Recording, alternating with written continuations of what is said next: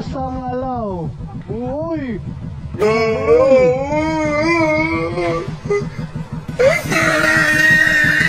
Pusang alaw. Ang naruruta namin almost nasa 1/4 na siguro. Si Winald naghahanap na ng tindahan. Mukhang nanghihina na talaga siya. Sa sunod lahat bundok papwestuhan ko magtitinda. Para meron siya mabibilihan habang tunatagal na uubos lakas nila. Bakit sumusunod ka sa akin? Tapos ayaw mo naman akong gayahin. Ha? Nagpapakahirap sila doon. Ba't ayaw mo tirahin nung? Tinira ko nga. Ah. Ito tayo dadaan. Ito.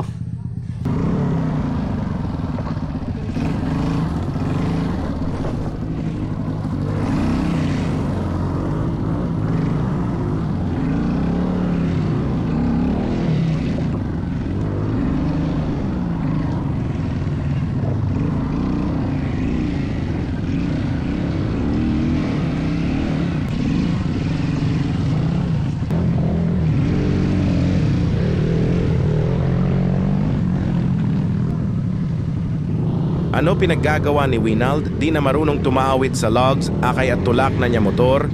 Nahahalata ko na sila na nauubos na lakas nila masyado kasi binigay lakas sa Jonas 2.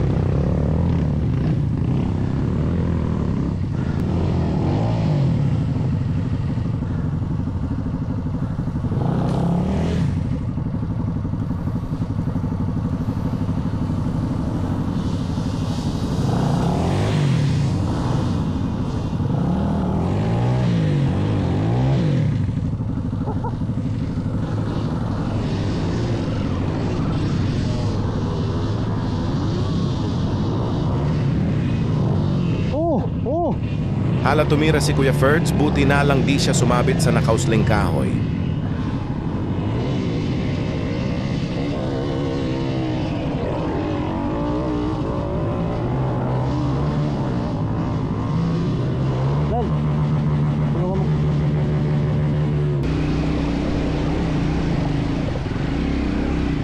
Nandito na naman sa favorite ko na rock section.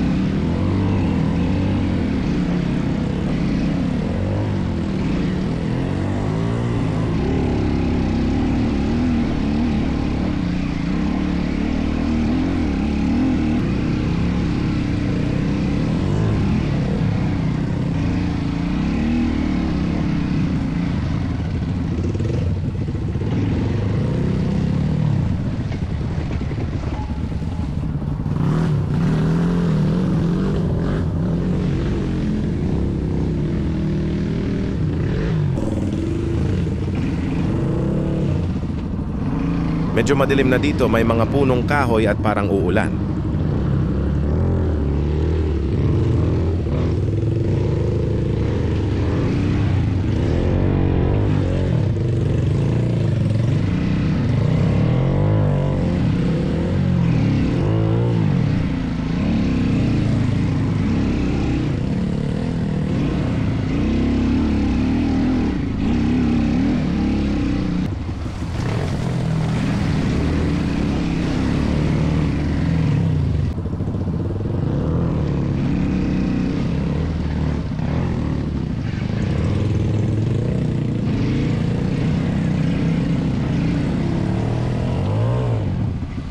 Yari na tumba si Kuya Jerry, lalapit na sana ako, nakatayo naman siya. Nararamdaman ko na sama ng pakiramdam ko dito. Sa totoo lang, tinatrangkaso ako, tumuloy lang talaga kami. Dahil madami na naging set date, di natutuloy. At mga tropa, puro sabi lang na sasama panay atras naman.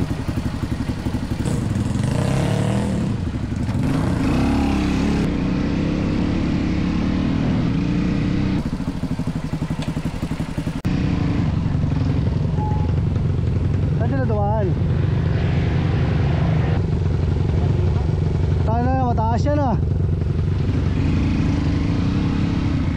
Buwelo pala yan. Buwelo. Ito may daan oh. Lal, may daan oh.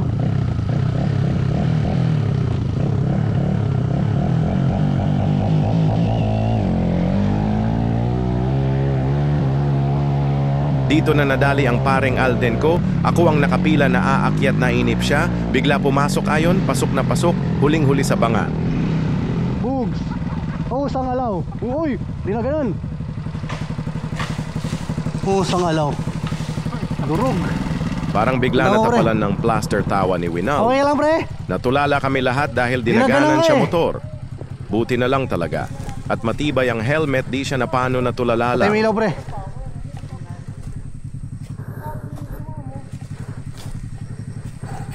Uy. Tayo ilaw. Ayun yun. Switch.